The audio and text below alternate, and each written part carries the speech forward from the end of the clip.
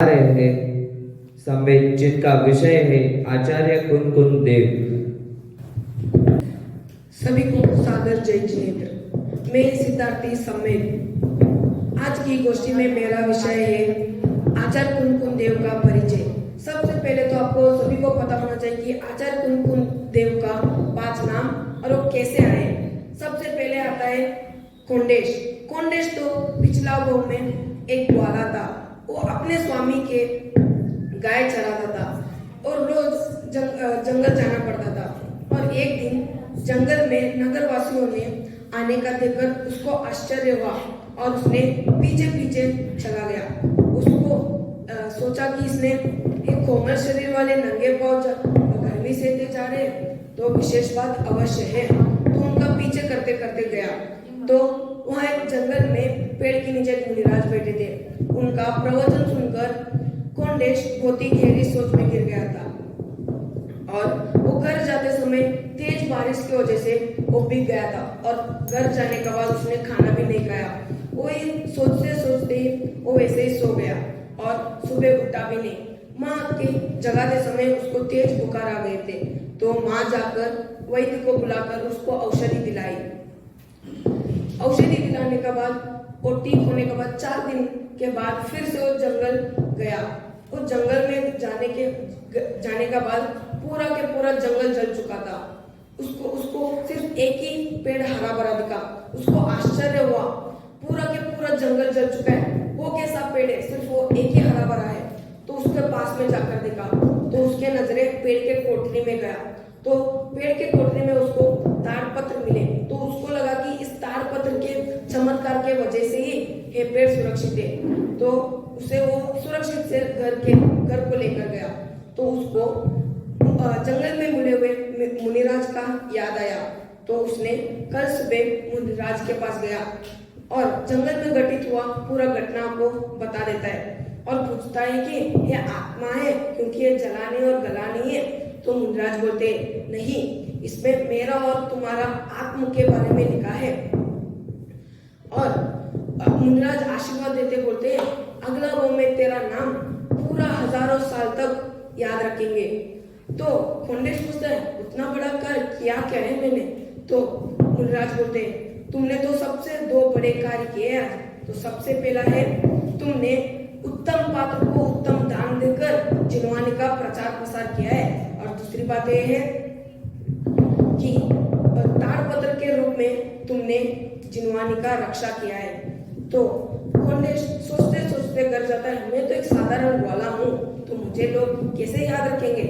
कुछ दिनों के बाद नदी में एक गाय फंस गया था। उसको छुड़ाने जाकर कोंडेश का मरण हो गया। उसके बाद एक कुनपुर नगर में एक बड़े सेठ के घर में पुत्र के रूप में जन्मा और उसका नाम पद्मनंदी करके रखा गया। और वो वैसे ही बड़े हो रहा था। और जब 11 साल में था तब जंगल में जिनचंद्र आचार्य जी आए थे। तो वो दौड़ते हुए माँ के पास आता है, माँ जल्दी उठो, पूरा नगर तो जिनचंद्र आचार्य जी के दर्शन करने जा रहे हैं और मैं भी। तो माँ बोलती है रुको पुत्र, मैं भी आती हूँ। तो पद्मनंदी माँ के लिए भी बिना रुके चले जाते हैं। तो इसे माँ देखकर लगता है कि आगे जाकर मुनि तो ना बन जाए। तो पद्मनंदी मुनिराज के पास बैठकर प्रवचन सुनकर बाद में पूछता है आपने तो मुझे संसार का स्वरूप बताया तो आप मुझे दीक्षा दे दो। तो मुनिराज बोले तुम्हारा सोच तो अच्छा है परंतु माता पिता का आज्ञा भी चाहिए। तो पद्मनंदी वापस घर लौटता है और माँ से आज्ञा पूछता है माँ मुझे मुनि बनना है, मुझे आज्ञा दे दो।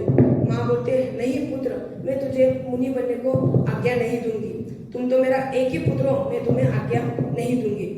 पद्मनंदी बहुत हट करने का बाद आज्ञा दे देते हैं। बाद में पद्मनंदी 11 साल में मुनि बन जाते हैं। ऐसे कुछ ही सालों के बाद 28 मुनि उनकी जीवनचर्या बन जाती है और 46 दोष 32 अंतराय निर्दोष आहार लेते थे। और कुछ सालों के बाद जिनचंद्र आचार्य जी ने उनका आचार्य पद को पद्मनंदी मुनिराज को दे देते हैं। आपको पता है कि पद्मनंदी मुनिराज को तो चारण गति भी प्राप्त थी, मतलब पृथ्वी से 4 अंगुल ऊपर भी चल सकते थे। तब उनके मन में एक प्रश्न आया। उनको लगा कि इसका उत्तर तो सिर्फ सिमंदर भगवान ही उत्तर दे सकते हैं। तो विदेश क्षेत्र जाते समय बीच में जंगल में उनका पीछे नीचे गिर गया।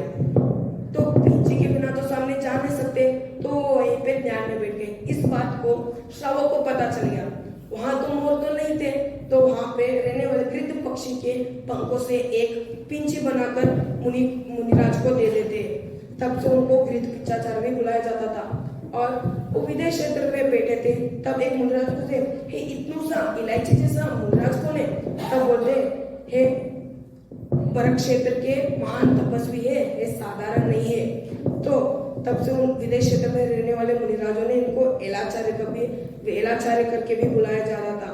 और 8 दिन साक्षात सिमंदर भगवान के वाणी को सुनकर, जैसे महान ग्रंथों में समय सार, प्रवचन सार, नियम सार, अष्टपाहुर, पंचाष्टिका, रयन सार जैसा 84 पाहुरों के रचनाएं करते समय उनका गर्दन टेढ़ा हो गया था। तब उनको वक्र गिरवाचार्य भी बुलाया जा रहा था। तब 96 उम्र में उनका आचार्य पद को मुनि उमा स्वामी को देकर समाधि मरण तो अन्न जल का त्याग करके कुंदागिरी पर्वत पर जाकर उनका समाधि मरण ले लिए। इस तरह आचार्य कुंकुन देव का परिचय था। धन्यवाद। धन्यवाद भाई समित।